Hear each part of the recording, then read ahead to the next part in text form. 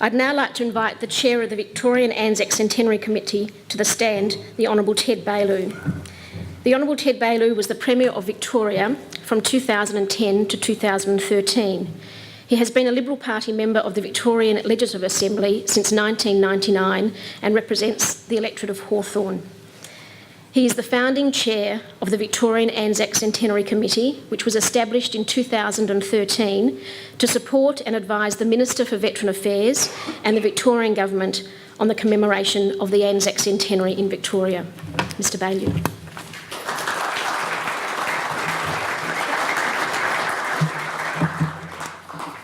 Thanks very much, Lorraine. And can I acknowledge all of our distinguished guests here. I'm not going to go through the list, and I encourage everybody else to not go through the list, otherwise we'll all be here all day acknowledging each other. But I do just want to acknowledge Mary Brice-Warlick, who's the US consul who's arrived, but also other consular representatives, Mehmet Apak from Turkey and Michael Pearce from Germany, and we have been working with them, and I'll come back to that in a moment. But thank you all for being here. I did not really know him, and forgive me, I've forgotten the line, Brianna, but I wish I had.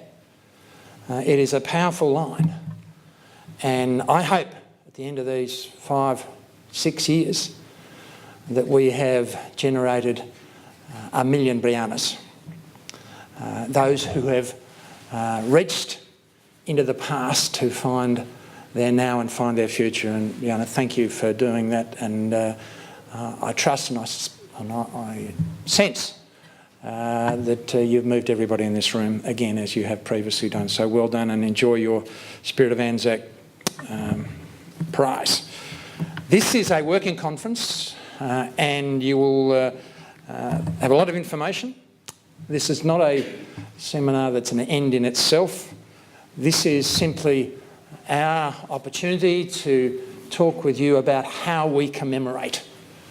And it is important, obviously, that we do commemorate, and everyone will have different reasons for that, and we'll see it debated in the media. We're already seeing that debate started. Those who think we should do this or shouldn't do that, all of that's fine as far as we're concerned. But this seminar is about how we might commemorate. And this is really about, obviously, the spirit of Anzac. But it's about us. It's about who we are. It's about us. It's about now. It's about our future. But it's also very much about our relationships. And I trust and I hope as we go through these years that will become an increasing focus. And what we see happening in the Ukraine at the moment reminds us of how important relationships are. And what we see happening in the Balkans still reminds us of the history of the First World War and the tensions that existed in Europe then. This centenary, you could be forgiven for thinking, was all about Anzac Day 2015. It isn't, and we don't want it to be. Obviously that will be something of a focus, but it's more than that. Now, it's been my experience, humble though it's been over the last 9 or 10 months, that I've gone around to many community groups and I've said to them, tell me, show of hands, do you have a relative who served in the First World War? And we're a bit of a select group, so there's not much point in doing it here. But I find 90% of people don't know. With 3 or 4 generations in, and 90% of people don't know, there nevertheless is a lot of enthusiasm to find out. And that's what we are seeking to do. So this is about how we commemorate.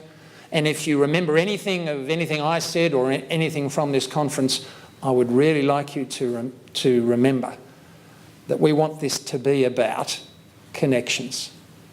And we'll come to the notions of connections in a moment. But we want to build those make those connections, build those connections, and make them last into the future. And Brianna has just shown how she's made a connection. And there's no reason why every Victorian, no matter what their background, and I stress no matter what their background, can make connections as well. And I think we know the basics. And I'm going to flash through what is a PowerPoint that we have, which is a working PowerPoint. and it's not set up to bedazzle you. It's set up to provide some information, and much of it is in your documents that you'll receive. And the notion of connections we have been working on. And if you read Les Carline's book on the Great War, you'll find in it this quote from Winston Churchill, 1918. And he anticipates 100 years, 200 years, 300 years from now, from 1918, Australians coming together and wanting to make connections. And I'd read the book before, and I found this quote, and it summed up what we had been doing. And I think he's speaking to us in many ways from the grave 100 years ago. We know the impact of the war, and I don't want to dwell on that. The Minister commented on the sheer stats, but for Victorians, 114,000, 19,000 dead, and so many others wounded and scarred for life. And that's important to understand that, but that's basic information. Now, in terms of the span of these commemorations, obviously they could have commenced last year, and in some places they did. We could have been marking the centenary of each of the Balkan wars and the centenary of the treaties that were signed, those treaties that led so substantially to people rushing to corners after the Archduke was assassinated. We could have done that, and I guess the media opportunities, some picked it up, and perhaps the community wasn't quite ready. We haven't done a lot of that, but we might have learned from that experience. So I want to just quickly, and I stress quickly, flip through what are some of the key dates. And these are the key dates, the obvious dates over 6 years. And I'm going to deliberately go quickly, just to give you a sense of where we could be going with these commemorations. And obviously, starting in 2014, and we could rightly, as we did, start with the Monash militia camps that were held in Lilydale and the mock war that Monash conducted at Coldstream in front of Sir Ian Hamilton, who was out from Britain to oversee. And we commemorated that, and it was probably the first event. Obviously, and that's Monash militia camp, and obviously come June, we'll mark, I'm sure, the death of the Archduke, and then the announcement about the start of the war. And obviously the events that flowed, particularly in August 1914, there are lots of those which will, I'm sure, be noted. And in 2014, continuing, and the very first troops that left Victoria left from Williamstown. They got on a train, they went north to Sydney, and they got on the HMAT Berrima with a bunch of New Zealanders, and they went north to German New Guinea and to Rabaul, and the very first Australian to die was a young seaman from Williamstown who ironically named Williams. And those events are worthy of commemoration. And obviously the enlistment and the enthusiasm which was the announcement of the war was, with which the announcement of the war was greeted, was remarkable in those days. And we tend to forget that. It perhaps, I'm sure, wouldn't happen in this way, but that's the town hall. And you can see the recruiting depot. And if you thought it was a crowd on White Night the other night, imagine what this was like 100 years ago, the impact. And plenty of people had a lot to say. The notion of the enthusiasm and the excitement that the community in Victoria had is probably foreign to us now. There are the troops that left from Williamstown on the 17th of August. And in 2014, there are many other key dates, and we get to the departure of the first convoy.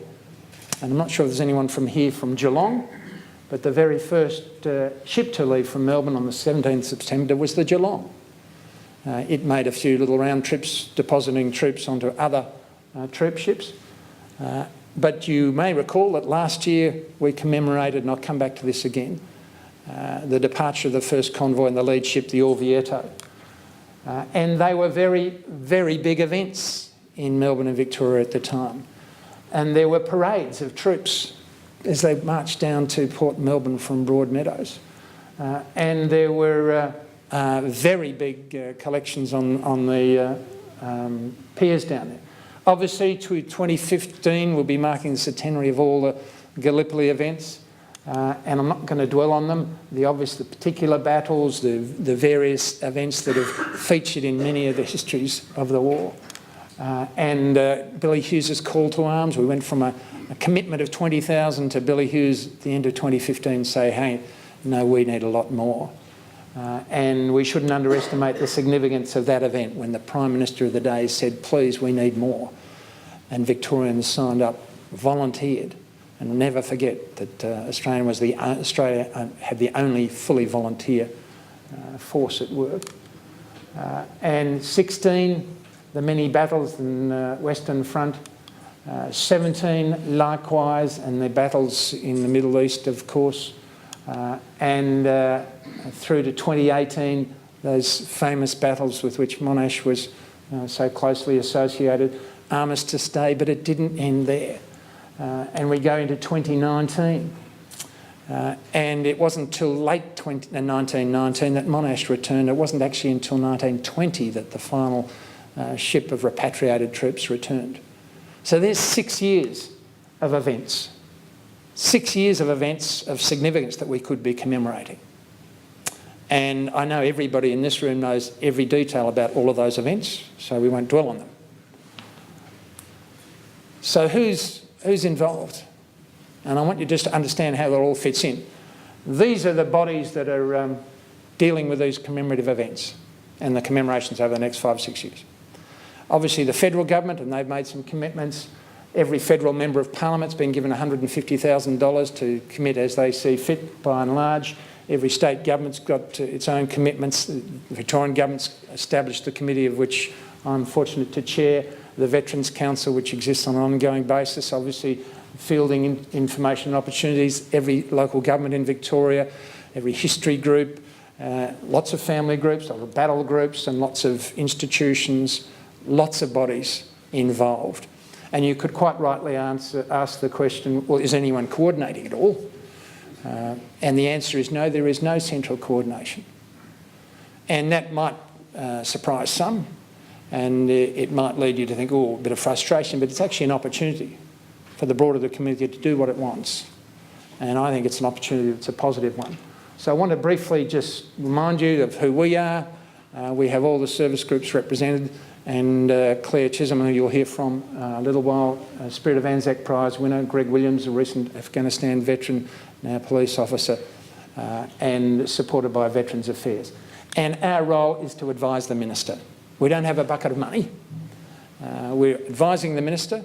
The Veterans Council will deal with any requests for money under $20,000.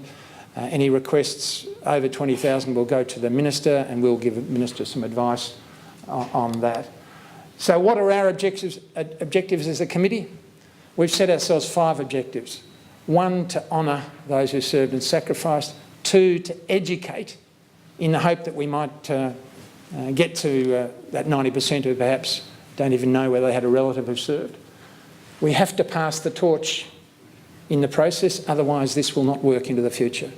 The baby boomers will be gone, and as much as Brianna will be there cheering, we won't have a cohort. We need to find, as I said, 1 million Briannas. And we need to leave a lasting legacy. Not something that we just walk past now and then is forgotten. We need to leave a legacy. And we need to strengthen alliances and friendships and not be stuck in the corners that we were stuck in 100 years ago. And that's why we're seeking to work with the Turkish community and the German community at every opportunity, and others as well, to make sure that we strengthen friendships in the process. Now, I don't want you to dwell on this. We have an approach to this which is bipartisan, and we take the view that we should be concentrating on activities in Victoria, for Victorians, about Victorians. Do it in a bipartisan way, do it in a local, community, family-based way, and make sure that in the process we identify connections and that we use the extraordinary resources that we have in this country. And we have extraordinary resources, unlike the resources in most other countries. And we want to do it in partnership with communities and with the media in particular. And obviously the focus will be over those 5 or 6 years.